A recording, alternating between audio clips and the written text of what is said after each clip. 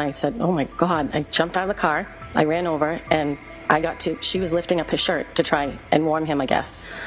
So I went over to his head and I began to dig his head out of the snow. His body was completely covered, but his head was completely covered. So I started to dig around his face and his eyes, and his left eye was fine, but his right eye looked like it was huge, like he had something happen to it. And after that, I told Karen to get off him. We were going to start CPR. So I started to do chest compressions, and I yelled to Jen and told her to call 911.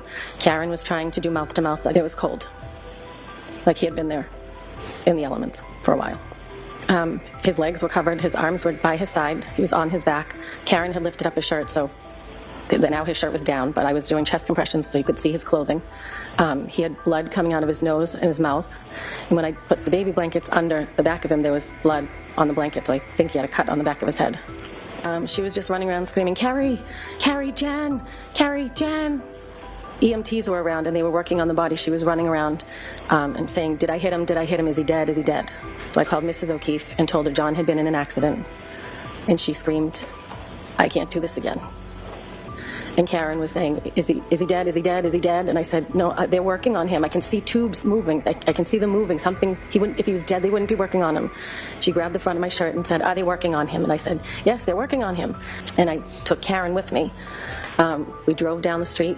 At some point, she was on the phone with Erin O'Keefe, John's sister-in-law, and Karen was saying, I think he's dead, I think he's dead. I grabbed the phone and I said, I don't think he's dead. He's in an ambulance. He's been in an accident. And Karen said to me, if anything happens to John, I'm going to kill myself. You're going to have to take care of the kids. And I said, nobody's dying. Nobody's killing themselves. Let's not think about that. And then one of the officers called me and said, do you have Karen Reed with you? And I said, yes. And he said, could you please turn around and bring her back? Her parents are saying that she's suicidal, so we're going to take her to the hospital and section her. When they lifted him up, there was grass underneath him, and I could see his phone. So I went over and picked up the phone and the 2 baby blankets that were left on the ground. I put it in my pocket and gave it to a first responder when they came over, or I handed it off to a first responder. On the phone, Mrs. O'Keefe said, Karen, what happened? And she said, I left him at a party. And Mrs. O'Keefe said, and you just left him? And Mr. O'Keefe said, all right, that's enough. She's been through enough. Then we hung up with her. I said, we're on our way to the hospital. Yes, I do. Is that how John looked? Yes, he did.